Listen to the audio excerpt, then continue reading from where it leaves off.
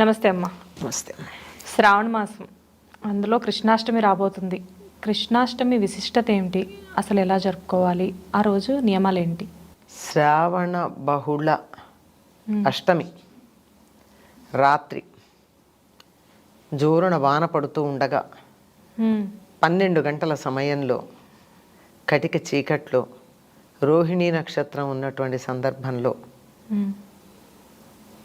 మహావిష్ణువు యొక్క 8వ అవతారమైన శ్రీకృష్ణుడు అవతరించటం జరిగింది. ఆయన తల్లికి 8వ గర్భం, అష్టమ గర్భం, అష్టమి తిథి, అవతారం కూడా అదే. అట్లా అంతా 8 సంఖ్యతో కూడుకున్నటువంటి కూడుకున్నటువంటి అవతారం కృష్ణ అవతారం. అవతారం కూడా 8వ అవతారమే కదమ్మా కృష్ణ అవతారం. అవునమ్మా. అయిన తర్వాత బుద్ధ కల్కి అవతారాలు, అంతేగా. 8వ అవతారం విష్ణుమూర్తిది.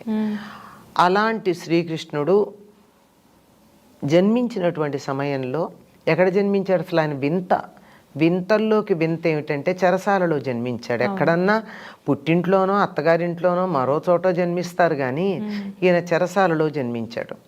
జన్మించినప్పుడు వెంటనే తల్లిదండ్రులకు ఎలా కనిపించాడంటే 4 చేతులతో శంఖం, చక్రం, గద మొదలైనటువంటి ఆయుధాలతో, మణిమయమైన కిరీటంతో, భుజకీర్తులతో, అన్ని రకాలైన అలంకారాలతో సాక్షాత్తు విష్ణుమూర్తిగా దర్శనమిచ్చాడు. కృష్ణుడు అవతరిస్తున్నాడు అని ఈ శుభ సందర్భాన్ని దర్శించటానికి ఆ చెరసాలలోకి దేవతలందరూ వచ్చున్నారు, ఋషులను. వాళ్ళు దేవకి వసుదేవులు కృష్ణుడిని కీర్తించిన తర్వాత వాళ్ళు ఏం చెయ్యాలో వాళ్ళకి కర్తవ్యాన్ని నిర్దేశించి అప్పుడు మళ్ళీ పసిపిల్లాడైపోయి కెవ్వుమని ఏడిచాడు. ఏం చెయ్యాలని చెప్పాడు వసుదేవుడికి? నువ్వు వెంటనే నన్ను ఇక్కడి నుంచి తీసుకుని వెళ్ళి నందగోకులంలో అక్కడ యశోద పక్కలో పడుకోబెట్టు, అక్కడ ఒక బిడ్డ ఉంటుంది, ఆ పిల్లని తీసుకురా, ఇక్కడ నా స్థానంలో ఉంచు. ఎట్లా పెడతాను అని అడుగుతావేమో, నీకేం సమస్య లేదు. తలుపుల గడియలు, తాళాలు వాటంతటవి తెరుచుకుంటాయి, నువ్వు తీసుకునిరా. ఇంతవరకు బాగానే ఉంది, అవన్నీ విని సంతోషంగానే విన్నటువంటి వాళ్ళల్లో యశోదకి ఎప్పుడైతే బిడ్డను తీసుకెడుతున్నారో దుఃఖం వచ్చేసింది. తల్లి కదా, దుఃఖం వచ్చింది. కానీ ముందరే చెప్పాడు, ఇలా కర్తవ్యం నిర్దేశించాడు కదా. నందుడు ఆ బిడ్డను అలాగే పసి గుడ్డును, అప్పుడే పుట్టినట్టుగా ఉన్నటువంటి గుడ్డును తీసుకుని వెళ్ళి అక్కడి నుంచి ఆయన వెడుతున్నాడు. తలుపులు తెరుచుకున్నాయి ఆ చెరసాలవి. ఆ తర్వాత పెద్ద వాన, ఆ వాన అక్కడ కాపలా వాళ్ళందరు నిద్రపోతున్నారు. ఆ వానలో యమునా నదిని దాటి అవతల ఒడ్డుకు వెళ్ళాలి నందగోకులానికి. అవతల ఒడ్డుకు వెళ్ళాలి అంటే నది ఉప్పొంగి ప్రవహిస్తోంది. ఈయన వెళ్ళమన్నాడు. సాక్షాత్తు శ్రీ మహావిష్ణువు కనపడి నువ్వు అలా వెళ్ళు అని చెప్పిన తర్వాత ఈయన మానడానికి అవకాశం ఎక్కడుందో మాట వినేటప్పుడు. అలాగే బయలుదేరి పెడుతూ ఉంటే యమునా నది దారి ఇచ్చింది. వాన పడుతుంటే ఆ బిడ్డ మీద వాన పడకుండా ఉండడానికి నెత్తిన పెట్టుకు పెడుతున్నాడు నదిలో కదా. మామూలుగా ఇలా చేతిలో ఎత్తుకున్నవాడు కాస్త బిడ్డకేం అవ్వకూడదు కదా, తడి తగలకూడదు, ఇలా తల మీ చెయ్యి ఇలా పెట్టుకున్నాడు. ఇలా చెయ్యి పెట్టుకుని పైన బుట్టలో పెట్టుకుని తీసుకెడుతూ ఉంటే ఆ బిడ్డ మీద వాన పడకుండా ఆదిశేషువు ఇలా వచ్చి కప్పాట. ఆయన అంతే కదా, ఆదిశేషువు గురించి చెప్తారు. అవసరమైతే పక్క అవుతాడు, విసినకర్ర అవుతాడు, ఆసనం అవుతాడు, ఏదైనా అవుతాడు ఆయన, అన్నీ ఈయనే కనుక అలా వచ్చి కప్పాట. కానీ యమున మాత్రం బాగా పొంగి పొంగి పొంగి పీకల దాకా వచ్చేస్తోంది. అప్పటికి అందులో ఉన్నటువంటి బిడ్డకు అర్థమైంది యమున ఎందుకు పొంగుతోంది అని. దారిస్తోంది కానీ పొంగుతోంది ఎందుకు అంటే కృష్ణుణ్ణి స్పృశించాలని. అందుకని ఒక కాలు బయట పెట్టేటప్పటికల్లా యమునా నదికి పాదం తగిలి నీ పాదస్పర్శత సోకింది అని సంతోషంగా తగ్గిందట. అందుకే ఈ యమునా నదిని దాటుతున్న నందుడి చిత్రం వేసినప్పుడు కృష్ణుడి కాలు ఒకటి బయటకున్నట్టు ఉంటుంది ఎవరు వేసినా. ఈ ప్రాంతాన్ని ఇప్పుడు కోయిలే అన్న పేరుతో పిలుస్తారు. కోయిలే అంటే బిడ్డ పడిపోతున్నాడు, కోయిలే అని అరిచాట ఆయన. ఎవరో ఒకళ్ళు తీసుకోండి బిడ్డ బతకాలి, నేనేమైపోయినా పర్వాలేదు అన్నట్టు అరిచాడట నందుడు.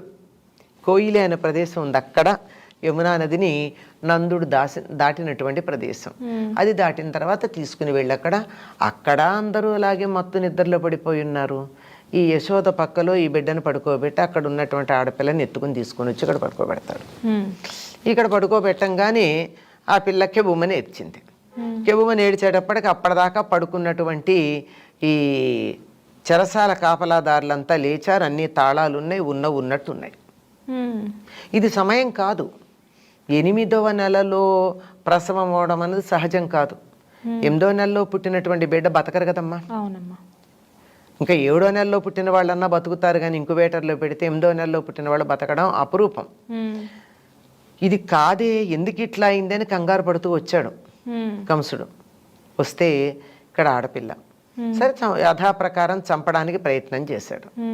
చేస్తే ఆ పిల్ల పైకి ఎగిరింది. ఈ లోపల యశోద వీడు అల్లుడు కాదు, మేనల్లుడు కాదు, ఇది కోడలు అని బతిమాలుతుంది. ఆడపిల్ల కదా, నీకు 8వ నా కొడుకు అయితే కదా నిన్ను చంపుతాడని భయం. ఆడపిల్ల ఏం చంపుతుంది, వద్దు అని చెప్పి బతిమాలింది. అంటే దేవకికి తెలుసు తన కూతురు కాదని. అయినా సరే ఎవరి కూతురు అయితే ఏంటి, మాతృహృదయానికి ఎవరి పిల్ల అయితే ఏం, తల్లితనం లోపల ఉంటే అంతే కదమ్మా. అంచేత వద్దని బతిమాలుతుంది. వాడు ఆడపిల్ల ఏమిటి మగపిల్ల ఏమిటి అసలు ఇదేదో అన్నాడు. ఇలా వాడు ఎంత క్రూరంగా చంపేవాడంటే బిడ్డల్ని ఇలా పైకేసి బిడ్డని కింద కత్తి పెట్టేవాడు. ఆ బిడ్డ కత్తి మీద పడి చనిపోవాలి.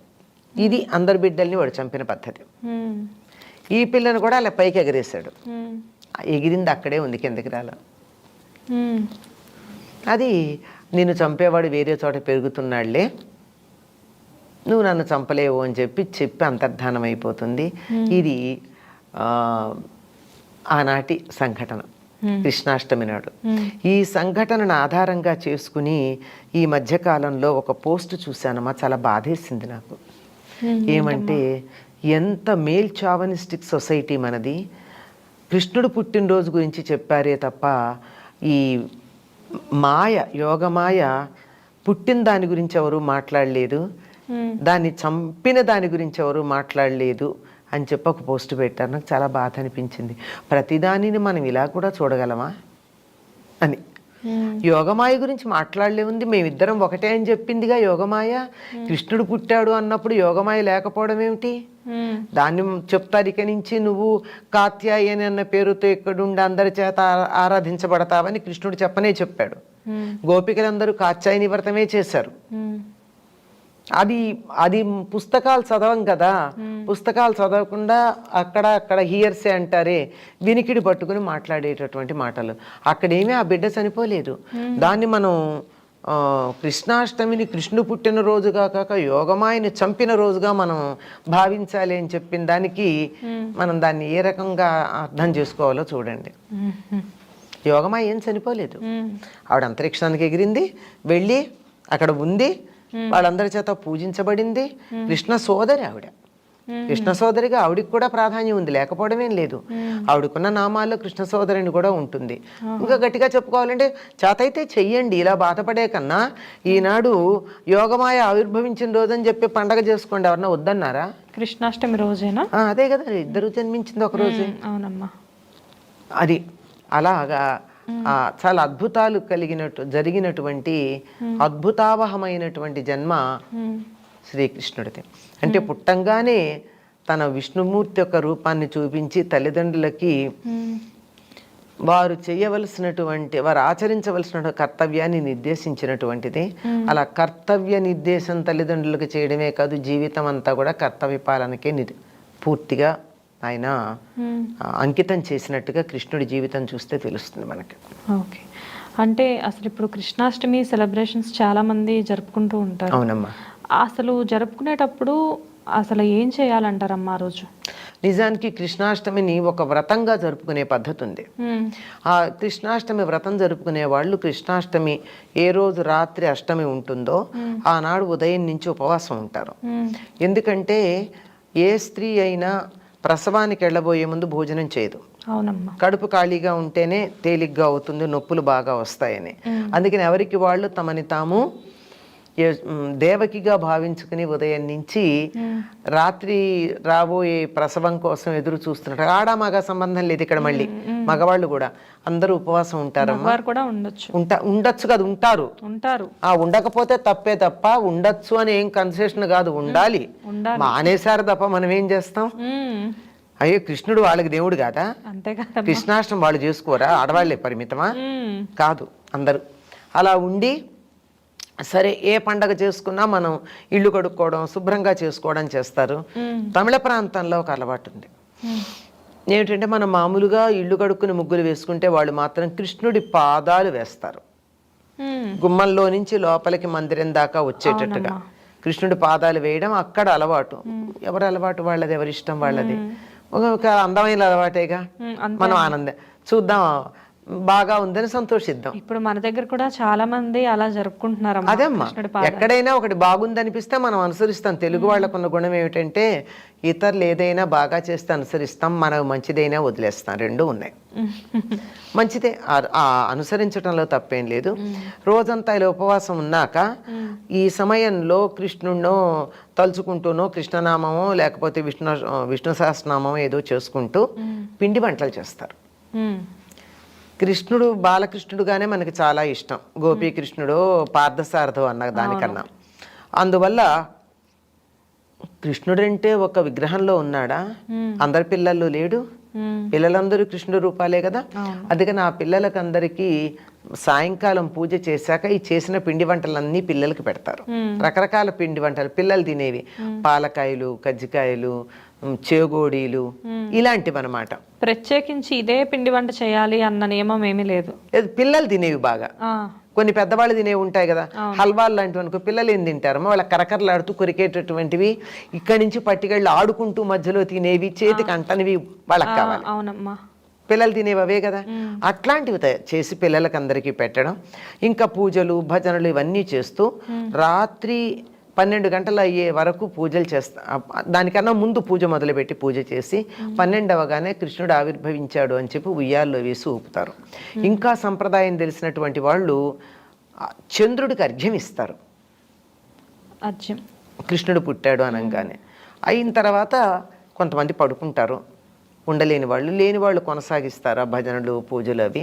మర్నాడు ఉదయం మామూలుగా కాలకృత్యాలు అవన్నీ అయిన తర్వాత స్నానం చేసి మళ్ళీ పూజ చేసుకుని అప్పుడు చేసినటువంటి వంటని దేవుడికి నివేదన చేసి ఊళ్ళో వాళ్ళకి పెట్టి అందరికీ పెట్టి తర్వాత తింటారు. అయితే ఈ సమయంలో సరిగ్గా కృష్ణుడు పుట్టంగానే చేసేది ఏమిటి అంటే, పుట్టాడు అనగా 12 గంటలకి వెన్న, తేనె, పాలు, పెరుగు ఇవి నివేదన చేస్తారు. దొరికితే ఆవువే ఇవన్నీ. ఆవు పాలు, ఆవు పెరుగు, ఆవు వెన్న, ఆవు నెయ్యి ఇవన్నీ నివేదన చేస్తారు. కండ చక్కెర, మామూలు పంచదార కాదు, కండ చక్కెర చేస్తారు. అంటే పటికి బెల్లం దంచి చేసినటువంటిది. అటువంటిది ఇది నివేదన చేయడంతో పాటుగా ఈనాడు చేసే ప్రత్యేకమైన నివేదన ఏమిటంటే కాయం. కాయం అంటే బాలెంతలకు పెడతారు కదమ్మా, కట్టెకారం, కాయం అంటారు. అంటే ప్రసవం అయిన తర్వాత మళ్ళీ ఆ అమ్మాయికి వాతం కమ్మకుండా పాలు బాగా పడుతూ శరీరం ఆరోగ్యంగా ఉండడానికి సొంఠి మొదలైనటువంటి దినుసులతో తయారు చేసినప్పుడు ఉంటుంది.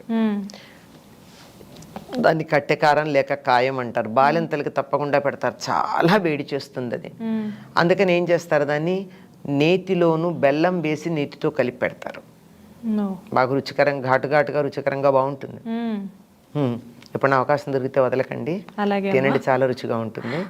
చక్కగా ఆ కాయం నివేదన చేసి పెడతారు. ఎందుకంటే అందరూ ఎవరికి వాళ్ళు దేవకీదేవిగా భావించుకున్నారు గనక మరి ప్రసవం అయిపోయిన తర్వాత బాలెంత లక్షణాలు ఉండాలిగా. అందుకని ఆ వాటి కోసం కాయం నివేదన చేయడం ఉంటుంది. ఉయ్యాల్లో వేసి ఊపుతారు. ఆ మర్నాడు భోజనాలు అయిన తర్వాత ఇంకా కృష్ణలీలలన్నీ ప్రదర్శించుకుంటూ ఉట్టి కొట్టడాలు అలాంటివన్నీ ఆ మర్నాడు చేస్తారు. ఈ ప్రాసెస్ లో తులసి మాలకు కూడా ప్రత్యేక స్థానం ఉంటుంది కదమ్మా? ఎందుకనమ్మా, మొత్తం అంతా ఉంటుందమ్మా. వైష్ణవ సంప్రదాయంలో తులసికి, తులసి మాలకి చెప్పలేనంత ప్రాధాన్యం ఉంది. నమస్తే అమ్మా. నమస్తే అమ్మా.